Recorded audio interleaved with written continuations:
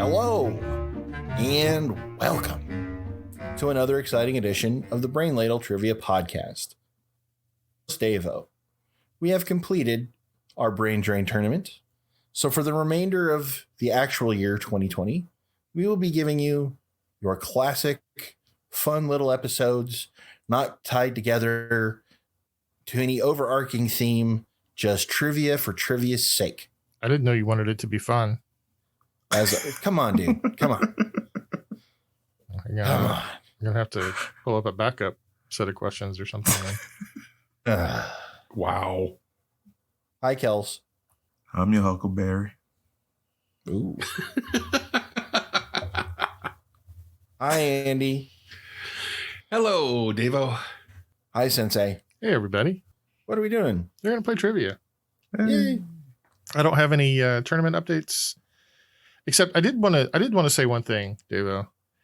I know at the end of the tournament, you were down by like 130 points or something like that. Compared to Kels. Uh-huh. But in the past week, I've been thinking about that score, and I just wanted to point out that was over 11 games, right? So you're really only an average of 1 or 1.5 questions behind Kels on average per game. So that's actually pretty close. That feels better. Thank you. I mean, you still lost the tournament and you lost most of the individual games, but you were really close. Oh, yeah. On average. Thanks, man. Uh-huh. I just wanted to, I didn't want you to feel bad. So I thought I'd give you those words of encouragement. I can fly higher than an eagle, you know. You are the wind beneath my wings. Why do people, just on a completely unrelated note, why do people say it's a good thing I didn't have kids? Gosh, so what are we doing tonight? What's the trivia stuff happening, man? So I got an email a couple of weeks ago from John Bowman, and he said, "Hey, John Bowman, here's a whole quiz for you." Oh. And I said, "That's awesome. I'm sure I can use that as soon as this tournament's over." And the tournament's over, so I'm going to use John Bowman's quiz. Yay. All right. It just happens to be the same as the very first theme that I did for Brain Ladle way back on episode 2. Whoa. You remember what that was by any chance? Nobody remembers anything that long ago. We barely had electricity. I mean, I had to look it up to be honest, but yeah, I knew I had done it. I just didn't know when, but it was money. Oh, I remember the money episode. Yeah. This was pre-Andy. I think Andy listened to it, but he wasn't playing on it. That's correct. Yeah. And there was actually a fair amount of overlap between John's questions and mine. I left most of those in. So some of these are going to sound familiar, although they're kind of reworded or they're related, but not exactly the same question. Okay. So today's theme is money. Money. Category 1 is the US dollar. All right. Dollar. Question 1. The US dollar is no longer intrinsically tied to the value of any commodity like gold or silver. Instead, its value is derived from the backing of the issuing government. What is the term for a currency of this type? And I have an easy mode for half points. Locked in. Easy mode for me. Okay. Kels, the easy mode for half points is it's also the name of a diminutive European automobile. Well, I know Fiats are small. I have no clue. I don't even know if I've ever heard this term before. Davo, you know me pretty well. Have I heard this term before, do you think? Yes, you have. Oh, really? Well, he's just going to rub it in? No, you've heard the term. If you were to say it right now, would I know it? Yes. Would you say it right now? No. This is the weirdest fishing expedition I've ever seen. Yeah. Man. It's a little embarrassing. It's just the first question. It's not even a tournament. Well, you kind of ease off the gas in the regular season. You do. It's a marathon, not a sprint. I don't know. We need all gas, no brakes here.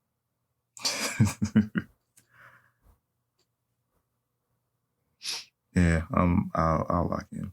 All right. What'd you lock Just in, to move it Kels? along. I just said fiat. Devo? It's fiat. Andy? Is it really? Typical Kells, yeah. We started off with specie money and went to fiat money. Correct answer is fiat currency. Why? So you have heard the term before because you said it. No, I know what a fiat car is. I don't know. I've never heard this in relation to money. A fiat is a decree, basically. It's like you can rule by fiat, where you just say this is what's going to happen, and that's what happens. And so, in a fiat currency, the government says $1 is worth $1. So, say so. Yeah. Okay. Oh, that's cool. All right. Question 2. The U.S. Mint currently operates active coin production facilities in 4 cities. Name any 2 for 5 points each. And for a bonus, for 5 points, the U.S. government also produced coins from the early 20s until 1941 in what country? I'm locked in. I'm locked in. I'm locked in. Okay. Devo, go ahead. There's a coin mint in Denver and a coin mint in San Francisco. And the year 1941, it probably has something to do with the Japanese sneak attack, the declaration of war. And I think they had taken the Philippines. So I said the Philippines. Andy? Ooh, the problem with that theory is the Philippines were still a territory of the United States. They wouldn't become their own country until 1945. But weren't they taken? They were. Then? But you were that's not a different country. That's a territory. Yeah, you're right. Good call. Good call. I'm trying to remember from my coin collecting days. I know Denver is one for coins. I'm guessing Chicago is the other one that I can come up with. And I think, I don't know the answer either, Davo. I'm using the similar logic. I think you're right about the Japanese. But I think because of the Secretary of State Hayes' open door policy with China in the early part of the 20th century, that I think it's China. Oh. Okay. And Kels? Well, I didn't know any of that. I said Denver and Baltimore, and I just threw out Panama. Okay. Well, the 4 cities in the U.S. are Denver, Philadelphia, San Francisco, and West Point. West Point. I would not have come up with that. And I knew Chicago was wrong. The answer I have is for the country that we produce coins in is the Philippines. Yes. Oh, nice. But so it's a territory. Hang on, I'm trying to. Yeah, I mean, do you define Guam as a country or a territory of the United States? Well, I'm not sure that Guam and the Philippines at the time had the same. Yeah, at the time they were both territories. I mean, the Filipinos had waged a huge war with us to get their independence, and we still didn't give it to them until after World War II. Ladies and gentlemen, happening much earlier than it usually does. We've reached the point in the show where Andy begins to collapse upon himself over his knowledge of history. I'll accept the Philippines, but there'll be an asterisk in the record book that that's not a country, but a territory of the United States. He won't really accept it. There's an asterisk on that question.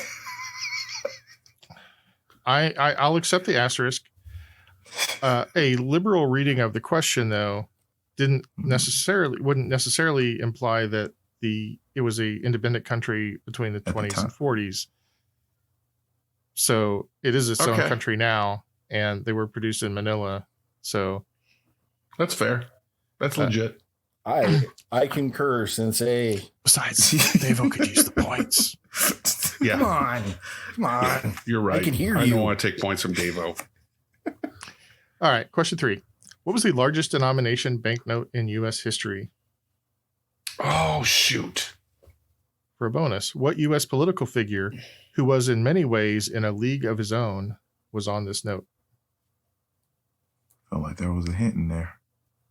I looked this up one day and I can't remember how high it went.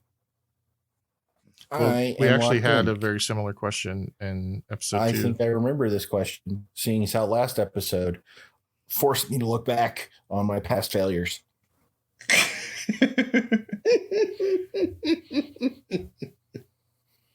I'm locked in. I'm locked in. Oh, and I just got the joke part. Not a joke. Now it's I'm, a very now I'm clever confident. hint. Now I'm confident. I'm not.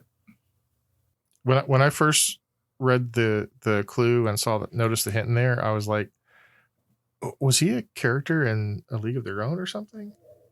Yeah, I went with sports as well at first. Okay, Andy, what's your answer? I'm less sure about the amount, but I think it's a $10,000 note. And I think there wasn't I think there was a weird reason why it was issued. Like there was only one issued or something weird like that, or very few of them. And League of His Own, it's got to be Woodrow Wilson, who came up with the League of Nations, but was never in the League of Nations. Okay. Kels? I said $100,000 bill and Woodrow Wilson. I said $1 million and Woodrow Wilson. Well, the correct answer is $100,000. Oh. And it was, in fact, Woodrow Wilson. I thought they made giant, huge bills to pay off debts.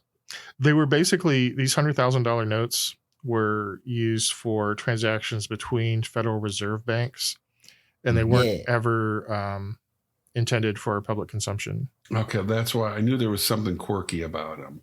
Yeah, and that's why I guess so high. But keep in mind that this was what was Wilson in the 20s? So $100,000 was a long time, or a lot of money, a lot more money. Yeah, that's a lot of cash, a lot of cheddar. The largest denomination that was in public circulation was the $10,000 bill, but it wasn't used very widely, and they only used it for which is what I had. That's what I was thinking. I guess Salmon P. Chase. Chase, yeah, creator of the banknote for the United States. Was he the same Chase as the Chase Bank? No, he's the same Chase as Lincoln's, Abraham Lincoln's, was he Secretary of State? And then he became a Supreme Court justice. But it was he and Lincoln that concocted the first fiat money for the United States because they didn't have enough money to pay the soldiers in the Civil War. Oh. And it's also the first time the phrase "in God we trust" appears, because we were genuinely asking the American public to take a leap of faith that they were banknotes, but they could not be redeemed until the government said they could be redeemed. All right. Question 4. Many countries use the U.S. dollar as official currency. Among them is what former Portuguese colony that became the first new independent nation of the 21st century? And I have an easy mode for half points if you need it. 21st I century. am locked in. Excuse me. Can I get the easy mode, please? You want the easy mode? Yeah, I'll take easy mode. I'll take easy mode. Dave was locked in. Easy mode is this now sovereign state was previously controlled by Indonesia. Oh, that didn't clear it up for me. Oh, I do know who this is, but I got nothing. I'm locked in. Ray Guy. I'm looking at you, Ray Guy. Come on out. First category. Punting it up. All right. We'll start with Andy. Now Ray Guy comes in for his first punt of the day. Kick is away. There's a high, twisting, hang time spiral. Kels. Bit my lip for you there, Kels. I appreciate that, Dave. I said Timor Leste or Leste. Deva. I said Macau. Correct answer is East Timor or Timor Leste. Yo. I went with location. I didn't know when it became a sovereign nation. It was like 2004, something like that. All right, at the end of round 1, Andy has 20, Davo and Kels have 30. And we're going to move on to category 2, which is science. Oh, Science of money. dog. No hot dog questions. Uh, You see what I did there? No hot dog questions because Andy ate them all. With gravy. With gravy. All right, question 1. Good. This is kind of a callback to episode 2. Among the earliest known coins were those produced by the Kingdom of Lydia in the 7th century BCE. These were largely made from what naturally occurring alloy of gold and silver? And for a 5-point bonus, in what modern day country did the Kingdom of Lydia exist? I think in the original question I gave you the alloy and asked you to name what the constituent metals were. And then Kel's I had a bonus that was what animal was on the coin. Yeah, I was waiting for that. I was going to jump right on in. Yeah, Kel's got that one just by being alliterative. Yeah. He is your Padawan, Neil.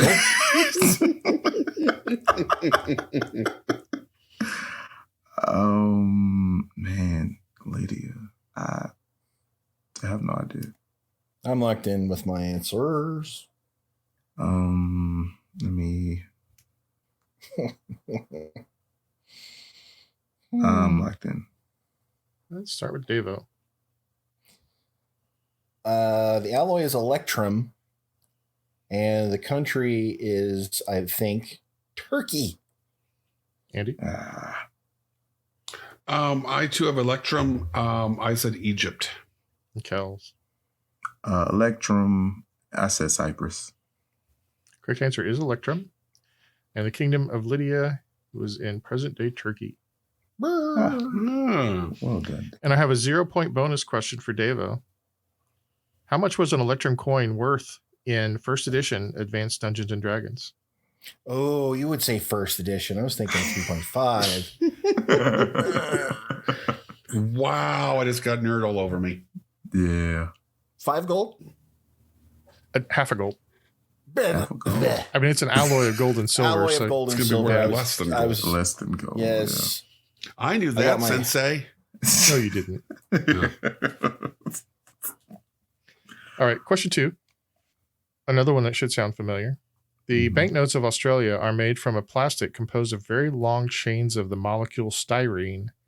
What is the general name of the class of materials of this type, consisting primarily of a large number of similar subunits bonded together?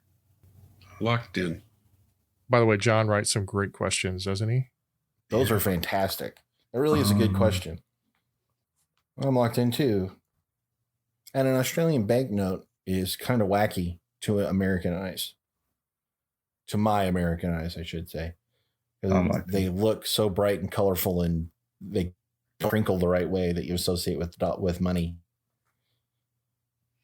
I remember when I was like 11 or 12 when I lived overseas in Saudi Arabia for a little while, and they had all their paper currency was different sizes. Like the 1 real note was smaller than the 5, which was smaller than the 10, which was smaller than the 100. And I'm like, that's genius. You can just kind of tell at a glance. That's right. And they were all That's a different good idea. colors. Oh my gosh. All right. Let's see. Andy, what's your answer? Polystyrene? Kels I said graphene. and Davo. I said a polymer. Andy, I'm going to give you half points. The correct answer Okay. is polymer. Oh. So I don't. Yeah. Oh. So I would guess that a polystyrene would be a polymer, but that's not the general case. I don't I think. see where you're going with that. You Yeah. could have a polymer that's not styrene, I think. Right. All right. Question 3. From 1989 to 2001, a German banknote featured one of history's most important and prolific mathematicians and physicists. He made important contributions to algebra, geometry, and astronomy. In addition, his contributions to the field of electricity and magnetism were so significant that the SI unit of magnetic induction was named for him in 1936. Who was this man who is sometimes referred to as the greatest mathematician since antiquity? I'm locked in.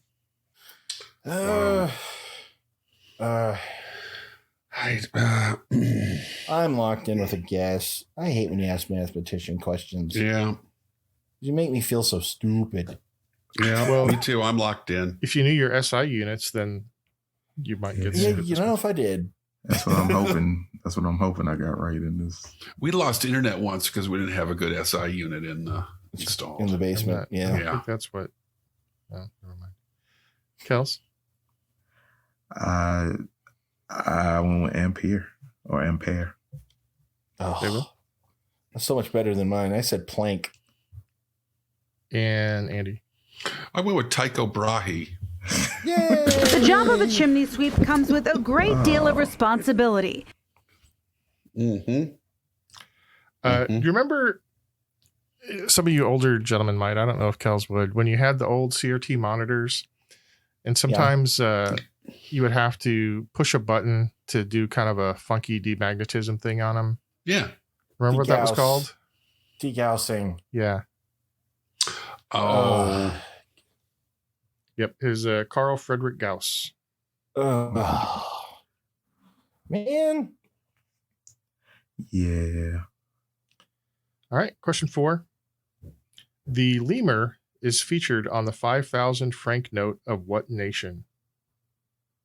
Locked in. Locked in. Really? Yeah. I have an educated guess. I could very well be wrong. Ray Guy's giving me the wave off. Apparently I already used him.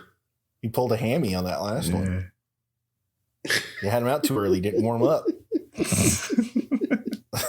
Well, I think he warms up before the game. You say that. I've been trying to find interviews and things with him to try to pull another quote. And he just goes on and on about how I've got what you call just a God-given gift. I don't really know how I do it. I just get up there and keep my body straight and kick the ball. I want to hear him say We that. need that. I gotta have that. That's I just awesome. I keep my body straight and kick the ball. I'm kind of paraphrasing that part, but I saw at least 2 or 3 different interviews where he said, I've got just what you call a God-given gift. That's Oh yeah, we gotta have that on the show. Yep. I'm locked in. I'm sorry. Davo. I said, well, what did I? Let me read it right here. I like to move it. I like to move it. Madagascar. Andy Yeah, they're from Madagascar, so I'm presuming Madagascar. and Kels. I also went with Madagascar. Correct answer is Madagascar. Okay. Move it. At the end of round 2, Andy has 45. Kels. Wow, I'm so used to seeing Davo. Andy has 45. Kels has 50. Davo has 65. Oh. Curse you. Now that doesn't matter anymore. Davo's killing it. Yeah. All right, category 3 is movies. All right. Say goodbye to your lead, Davo. No Here comes Cal's. I'm sorry. No beep. This is not an After Dark Yeah. episode. Yeah. Yeah. Brain Ladle After Dark. Question 1. Tom Hanks and Shelley Long starred in what 1986 comedy detailing extreme buyer's remorse? Locked in. Locked in. Also locked in. I heard 2 of those. Did I hear 3? They were all Yeah. pretty much simultaneously. Yeah. Okay. Yeah, pretty much. Andy, The Money Pit.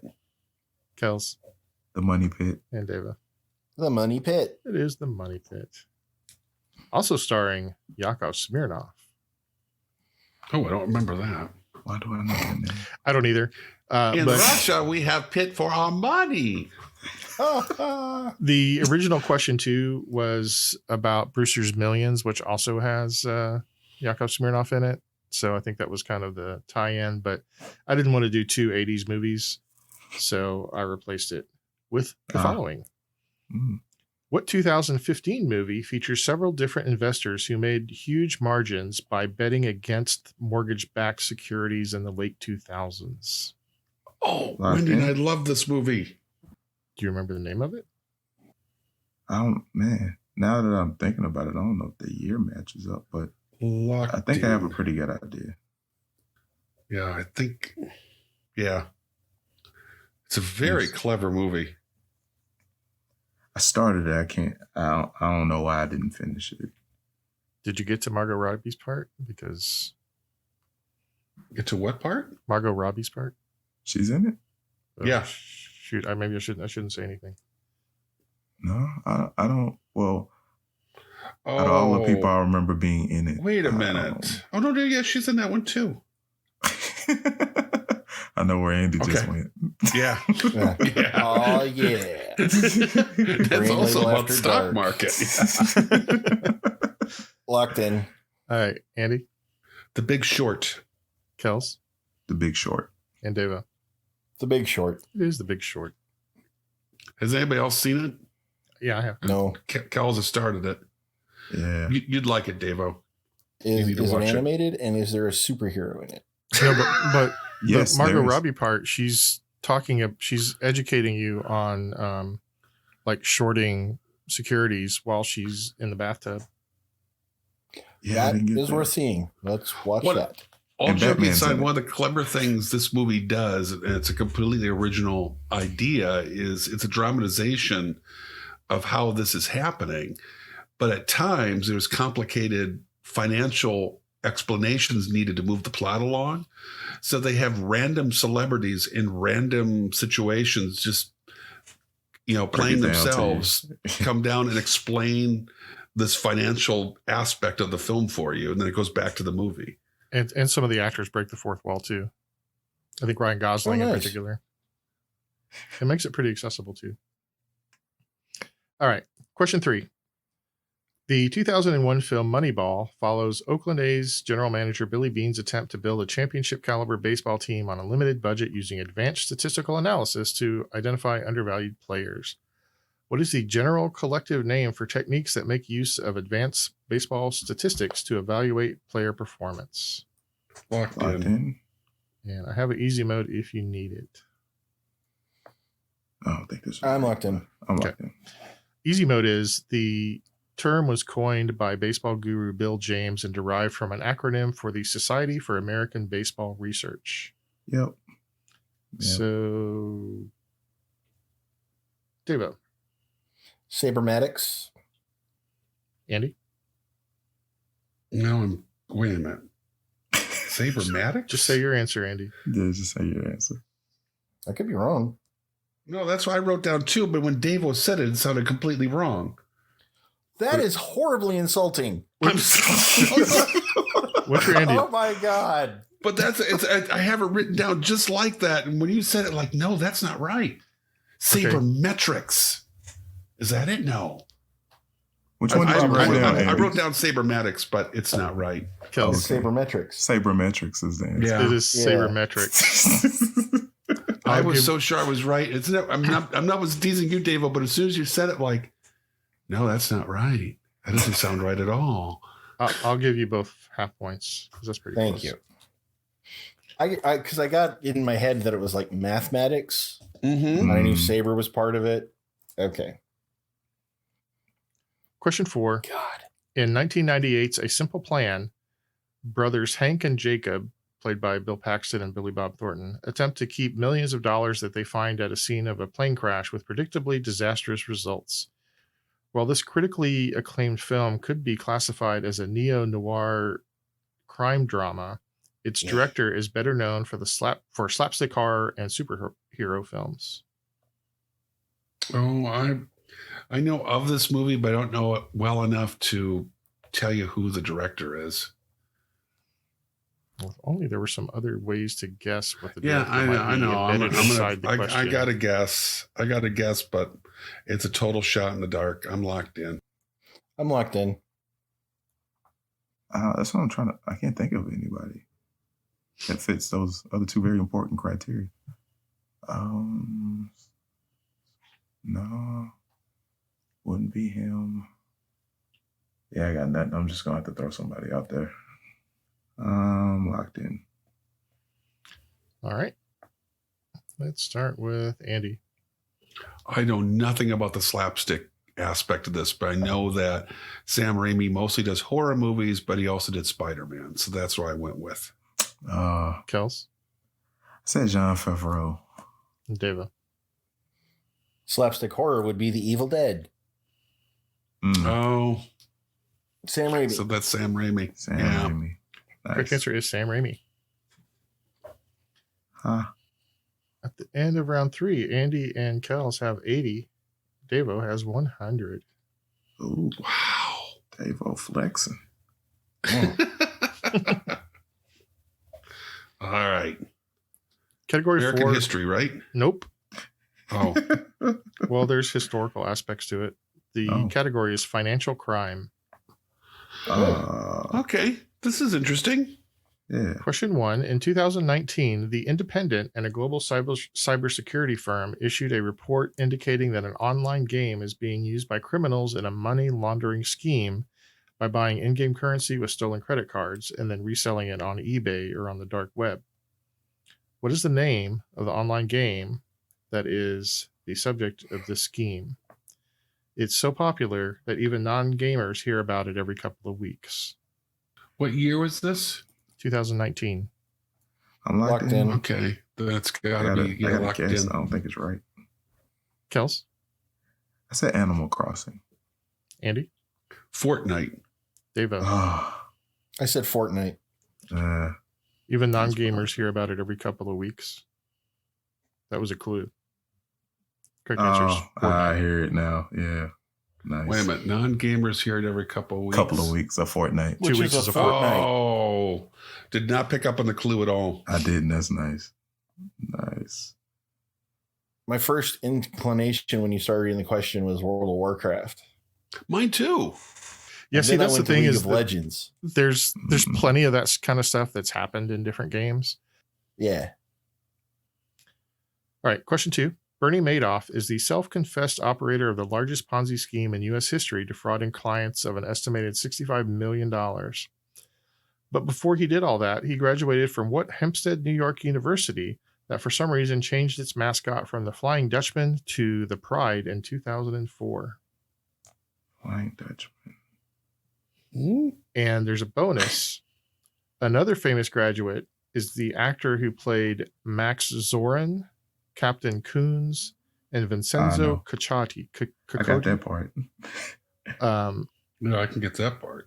I got that one. So I'm looking for the university and that other famous graduate. I got no idea. Let me see if I can find an easy nudge. Pride? I'm locked in. I'm locked in too. I'm locked in. No. Okay. Well, I guess. if everybody's locked in, then we'll start with Andy. I've got no idea about the university. I don't even know if there's one called this, but it's renamed itself the Pride, or the team is. Yeah. So maybe Lions University. Oh. Because Lions are in Prides. Yes. And for the bonus, if you miss the bus, you're gonna be walking. Good Lord. Huh? See what I did there? Yeah. Christopher Walken. Yeah. Thank you. Just Deva. making sure. I said NYU is in Hempstead, and I said Al Pacino because I didn't know. Oh, Davo. Wow. I didn't know. Captain Coons? And Kels? Is that the one in the That's Pulp Fiction. Pulp Fiction? It's the best part of Pulp Fiction. Yeah, I Just got it watch. after the fact. I wrote down Pacino, and then, yeah, I'm all wrong. All wrong. I've seen this logo recently. It's a male lion and a female lion, and it's Hofstra. And the bonus is Christopher Walken. Okay. Academy Award winner Christopher Walken. Excuse me. The correct answer is the Hofstra University and Christopher Walken. They're the characters in A View to a Kill, Pulp Fiction, and True Romance, respectively. I knew with the View to a Kill name immediately. Question 3. Charles Ponzi's original scheme involved purchasing postal reply coupons at a discount in Europe and then redeeming them at their face value in the U.S. Of course, he was actually just pocketing the money and paying off earlier investors with the money invested by later speculators. What is the economics term for buying an asset at a low price in one market and selling it at a higher price in another market? Locked in. What am I missing? I don't even know how to answer that question, Andy. Okay, I'm locked in. Could you repeat the question for me? These are really long questions. I got one job. Okay, I'll shorten it. The relative part is, what is the economics term for buying an asset at a low price in one market and selling it at a higher price in another market? Okay, I'm wrong. Okay. I know I am. The rest of the Ponzi stuff was just background. Diddler. Okay. I got nothing. I've already used my good Christopher Walken joke. That was a joke? It was a good one. Well, I'm locked in with a guess. So we're all I locked think we're in. all locked in. Oh, okay. Yeah. Sorry, I kind of zoned out there. Deva?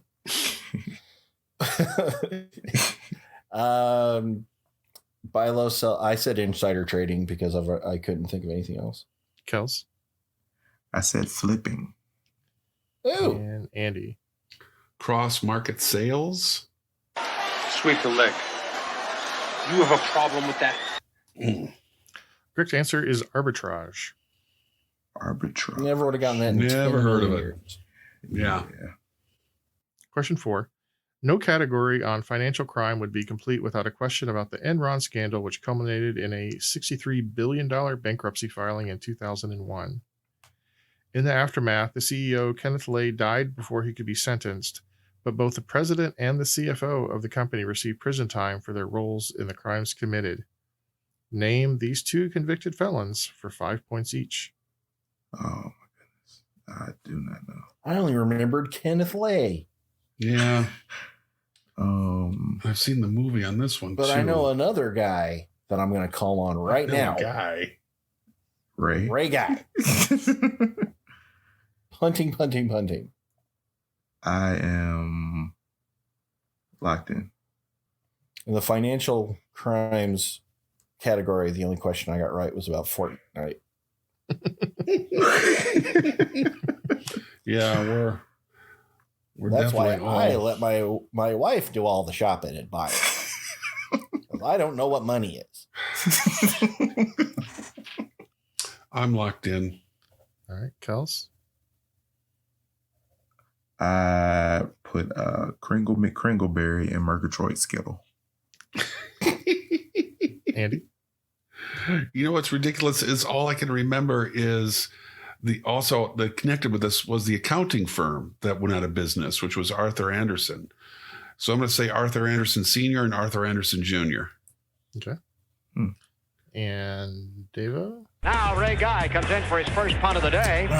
Kick is away. There's a high twisting hang time spiral. The job of a chimney sweep comes with a great deal of responsibility.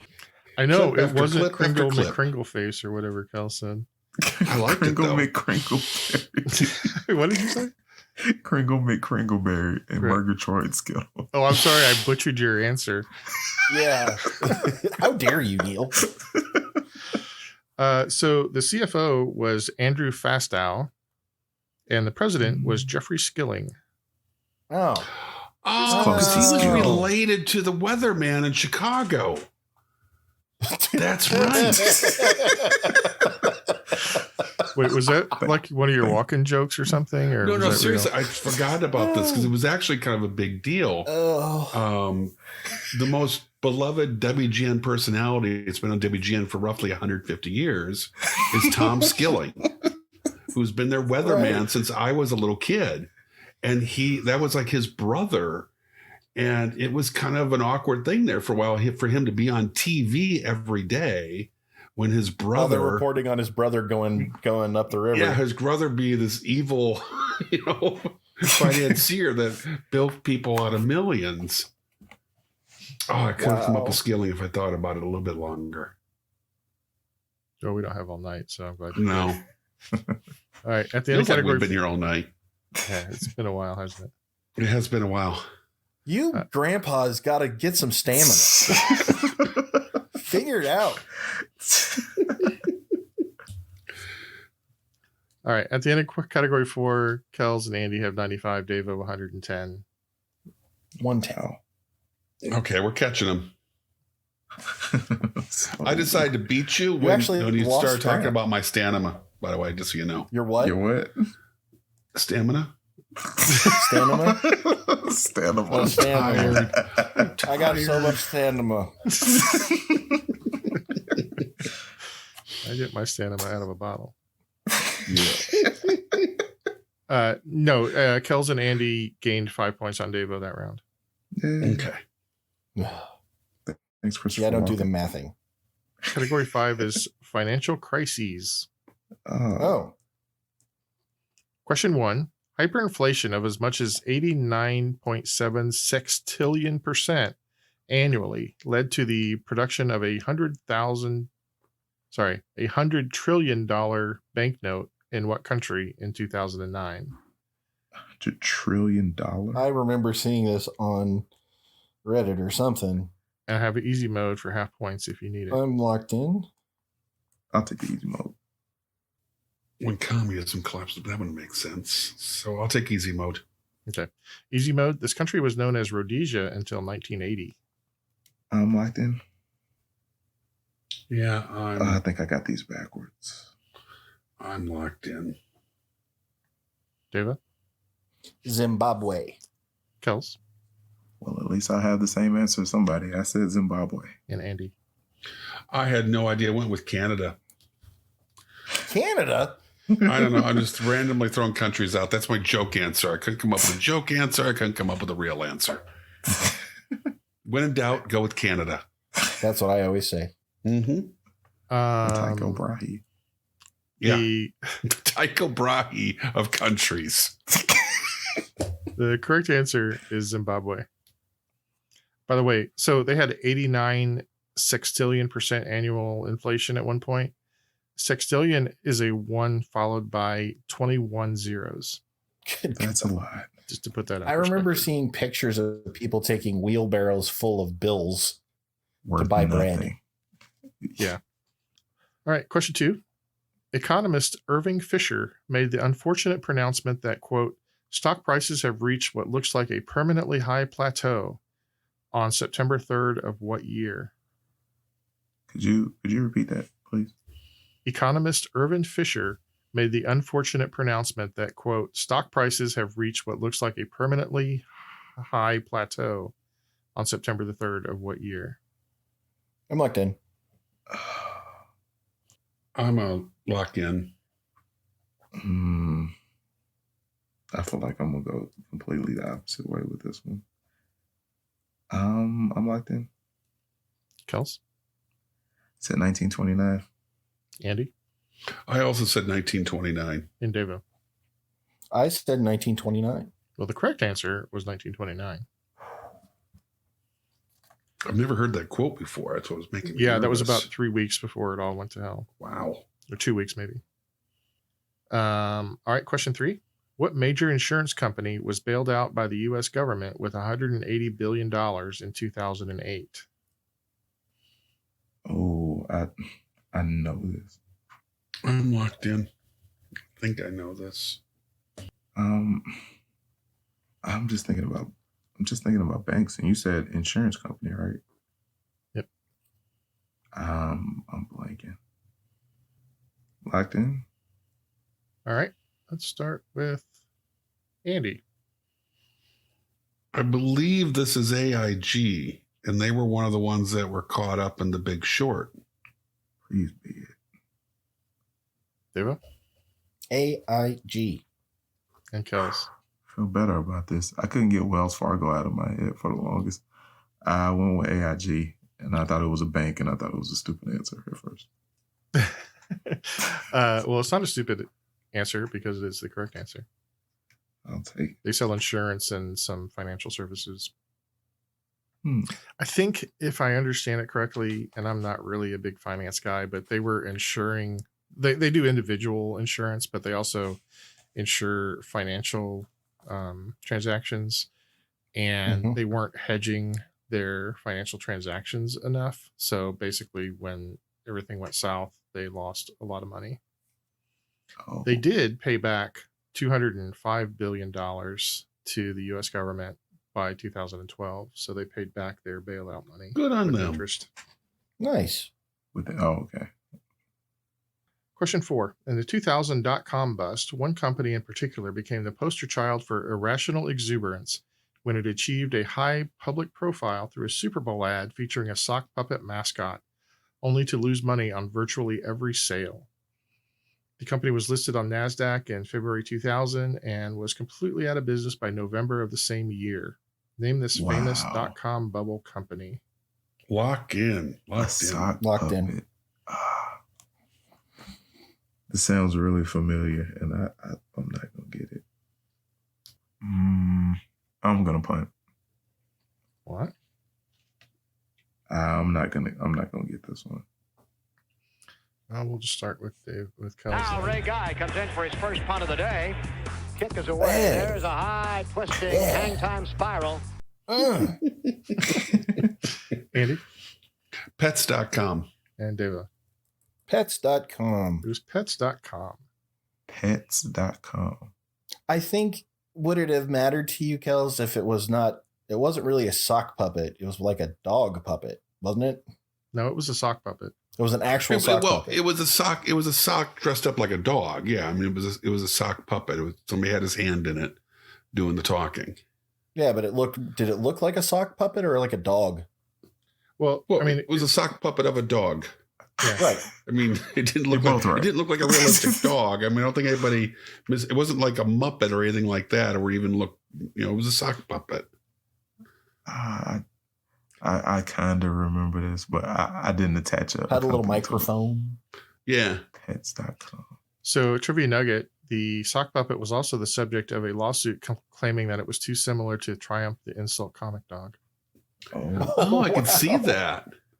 Oh, at the end of round 5, Kels has 120, Andy 125, Davo swept that round with 150. Whoa! Hey, yeah. Category 6 is about billionaires. Billions. These are all Billionaires and billionaires. What is they shouldn't exist? all of these are based on data that came from the 2020 Forbes list of billionaires. Okay. Question 1.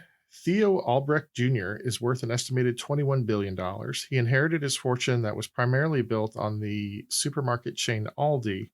However, his family also owns what fearless U.S. chain of grocery stores? Fearless chain of grocery stores? Mm-hmm. Oh, Locked in? I don't even know if these still exist. I'm locked in. I'm trying to make that clue make sense. Yeah. Fearless chain of grocery stores. Okay. I'm locked in. So this one's that clue is a little bit tough for those of us around here because we don't have, I think the closest one of these stores to us is in Little Rock, which is several hours away. So let's start with Andy. All I can think when you said fearless, I think a superhero and I think a super value, which I don't believe is a grocery store chain anymore. David. Trader Joe's. And Kels. One of my coworkers mentioned that the same people that own Aldi's owns Trader Joe's. So I went with Trader Joe's. David, why did you go with Trader Joe's just out of curiosity? Because I knew that all these folks owned it. Okay. Oh. Yeah, how is it fearless? So So the correct answer is Trader Joe's. The Fearless comes from their apparently very entertaining circular that they provide in the store or via email, which is called the Fearless Flyer. Oh. Okay. And apparently that's a big enough thing that, I mean, it's prominent on their website. And I assume that if you had a store, if you frequented the store, you would recognize the Fearless Flyer. Ah. I went to Trader Joe's when I lived in California briefly, long time ago, but I don't remember the Fearless Flyer. All right, question 2. Roman Abramovich is an Israeli-Russian businessman who has amassed an estimated $11 billion through his steel company and other diversified investments. However, he's perhaps best known for owning what famous English Premier League club? Roman Abramovich. I'm locked in. Are you locked in too. Pretty sure this isn't a villain from a soap opera? Or a Bond movie? Yeah. Mm. I can see him taking off gloves really slowly.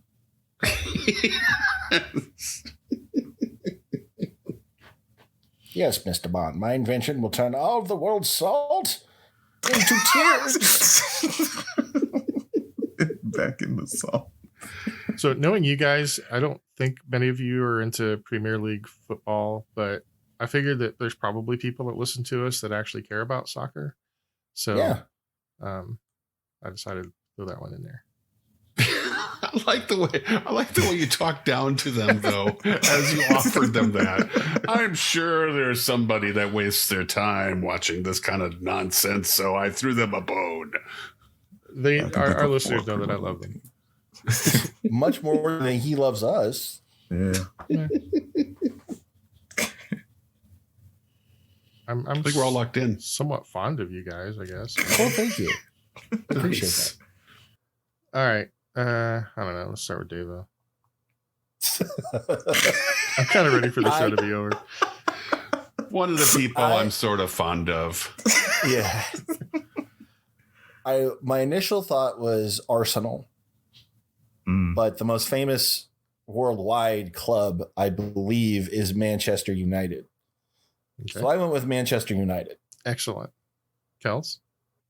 Man, the way you said excellent made me doubt my answer so much. Right. Because I also went with Manchester United. I was thinking Tottenham, but I went back to Man U. Okay. And Andy? As a Beatles fan, I went with Liverpool. Plus, Liverpool's more of a industrial kind of blue-collar town. Sweep the leg. Yep. You have a problem with that. Correct answer is Chelsea. Chelsea. Oh, Chelsea. They qualify. I know they do, but Chelsea. Question 3. Cheng Wuhan is a Japanese-Korean businessman who has amassed an estimated $4 billion in part from the operation of what kind of iconic Japanese establishments featuring a type of pinball machine used for low-stakes gambling? Okay, I'm locked in. Pinball and low-stakes. I don't know. I'm locked in. I'm locked in, I guess. Okay, is that everybody? Yes. Let's start with Kels. I just said arcades. Andy? I had a friend that had one of these when I was a kid. They're pachinko machines, so I'm guessing it's a pachinko establishment. David? Pachinko.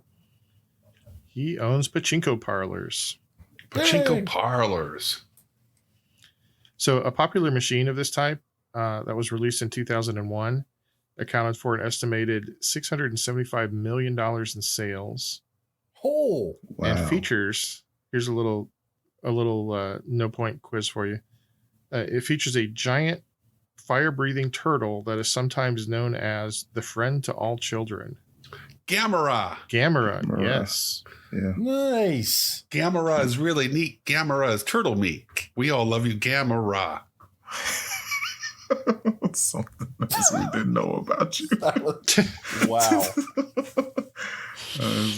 That is drawing on my Mystery Science Theater 3000 background. Yes. The Gamera movies are considered some of the best of all the MST3Ks. They are very good. And our final question. American Gabe Newell has amassed $4 billion after founding and leading which company that has produced games such as Portal and Half-Life and also operates a service likened to the iTunes of video games? Locked in, baby. Oh, I know the iTunes of video games, but I know is that a bonus? Nope. I'm looking for the company. Oh, this name of the company. The company that produced games such as Portal and Half-Life. Oh. Okay. I'm locked in. I'm sorry. I was misunderstanding the question there for a minute, like I do. Locked in, baby. I'm locked in. Baby. Okay. You know what? Okay, Andy. Wait, he's still working. Kels is still working. Yeah. I think Hey, while he's still thinking, Sensei, and considering how Dave-O's been behaving, who's your favorite of us three? I'm going to go favorite? with... It's a tie. Between... Are you really going to make me say it? I'm locked in. Yeah. I think I know who it is. Who do you think it is? I think it's a tie between Kels and Macy. Well, I was going to say Allison and Macy. Allison and Macy, yeah. Allison and Macy, yeah. That makes sense. Yeah. Palpatine would pick Rey. Mostly because they give me a lot less crap than you guys do. What? I don't care. Well, because they're not here. Yeah. Right. You know, absence makes the heart grow fonder, right? There it is. So if you really want me to like you, just go away. Okay, Andy, what's your answer? Steam. Davo. The service is Steam. The company is Valve. Yes. Kels? Oh, and I almost said Steam Valve, and I wondered where I got that from. I'm sorry, I didn't hear you, Kels. Oh, it's Valve. Correct answer is Valve.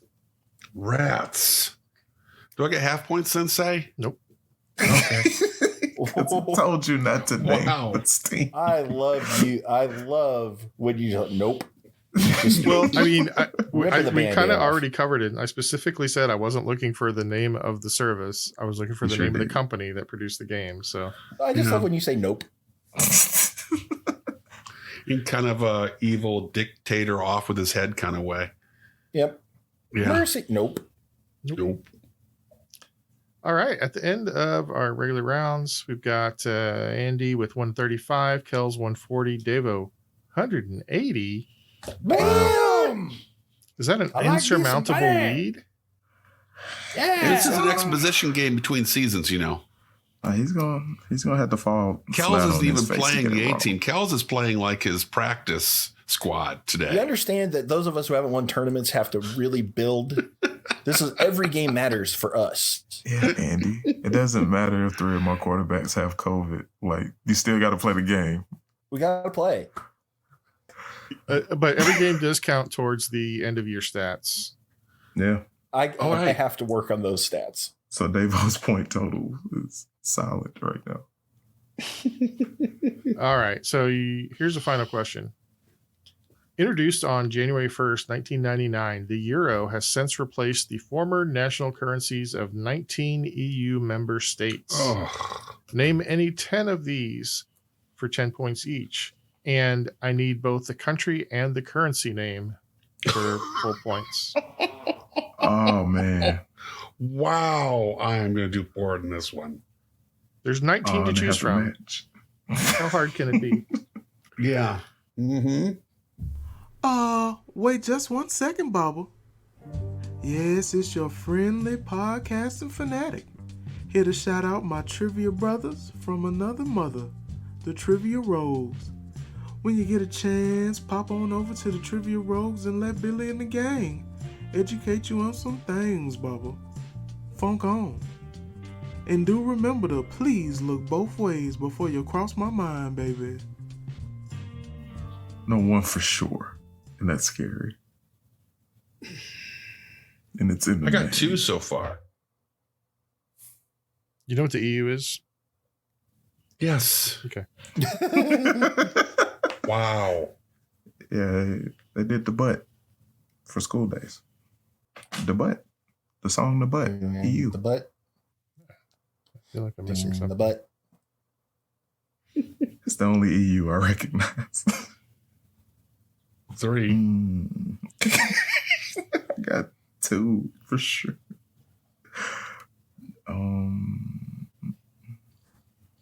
Okay. I think the Imperial Credit is 1. Gold pressed platinum is another. Gold press. Wait a minute. What's that from? Don't give me a minute. DS9. Right. Deep Space Nuff. Deep Space Nuff. Space Nuff.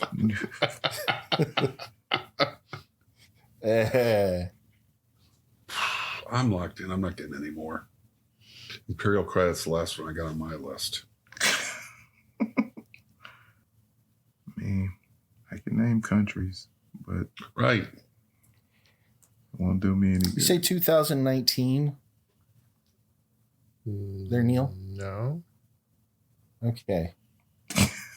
See how he does that? He makes you feel stupid for asking a question. The Euro was introduced in 1999, and there were 19 member states that you can choose from. Okay. You answered my question. I'm not going to do any better than these 9. 9. Wow. All right, I'm locked in. All right. I believe these are in alphabetical order. So we've got the Austrian shilling, Got it. Oh, Nope. should come up with that one. the Nope. Belgian franc, Got that Nope. the Oh, Cypriot pound, no. Nope. the German mark or Deutschmark, Got it. one. Got it. the Dutch guilder, No. Nope. Nope. the Estonian kroon, The I crew? can't That's believe not- I didn't come up with that one. That sounds like a Okay. wrestling move. I'm not. Nope. the Finnish marka, Nope. Nope. the French franc, Got it. Got it. Hey. Number 1. the Greek drachma, Got Got it. No. the Irish pound, Got it. Got it. No. Italian lira. Got Got it. Got it. Pretty sure this one's a joke, but it's the Latvian lats, That's awesome. Work on those lats. followed closely by the Lithuanian litas. Mm. No. That sounds like a sports. That sounds like a team. Yeah, it really The, does. The Lithuania leaders are taking the field. The Luxembourg franc, Got it. the Maltese lira, Mm. the Portuguese escudo, Mm. the Slovak koruna, My Karuna. Oh, wow. the Slovenian tolar, That's such a cool. Tolar the Great. and finally the Spanish pesada. Got Got it. Oh, I used to drive one of those. it. There's a note here from John saying that he hoped that nobody put Monaco, Kosovo, Montenegro, San Marino, Vatican City, and Andorra, but they don't actually fit the question. So Well, I wish I could have come up I with didn't Andorra's because I currency. forgot some of those existed.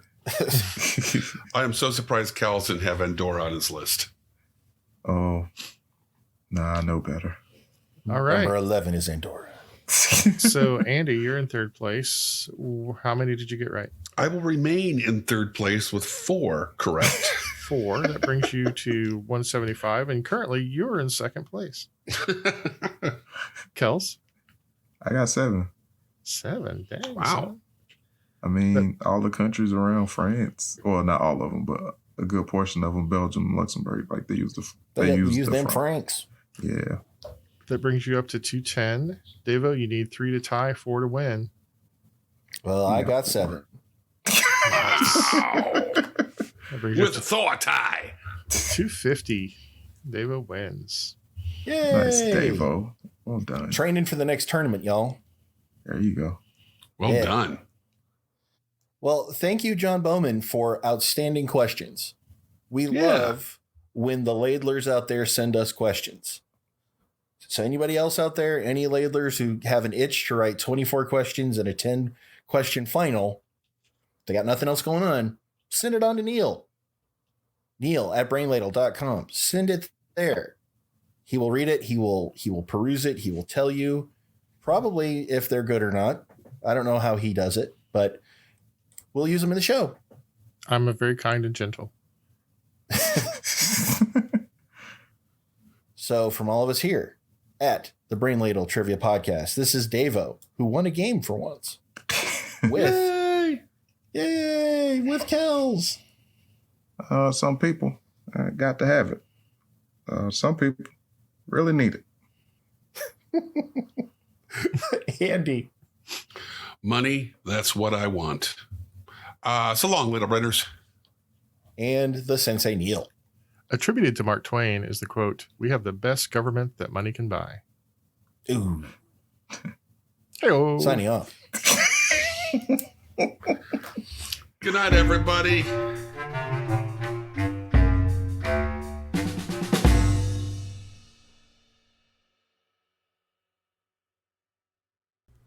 Greetings and salutations to all you good trivia people out there. I know what you're thinking. Hey, I really enjoyed this show. How can I get a little more? Well, here to help you out. You can look up these good people on Twitter at Ladle Brain, or if Facebook's more your deal, you can look them up at Brain Ladle Productions. Hey, they've even got their own webpage. It's brainladletrivia.com. Now, if you're feeling generous, you can join a Patreon, where if you donate $10 or more, you can even get yourself a fancy show invite. How about that? Until we meet again, this has been 44, and I'm glad you joined us.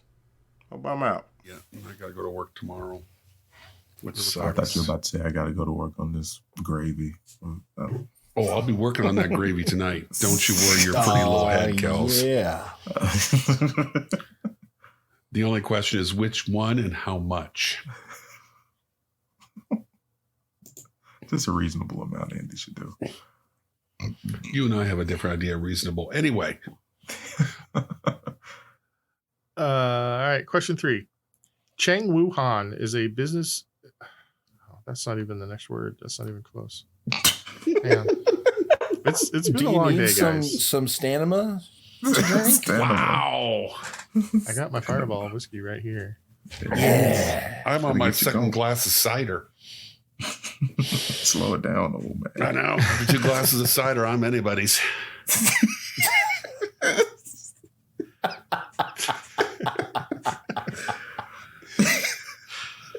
I don't want to be here anymore. Welcome to our world, Sensei. The preceding podcast was presented by Brain Ladle Productions. All rights reserved.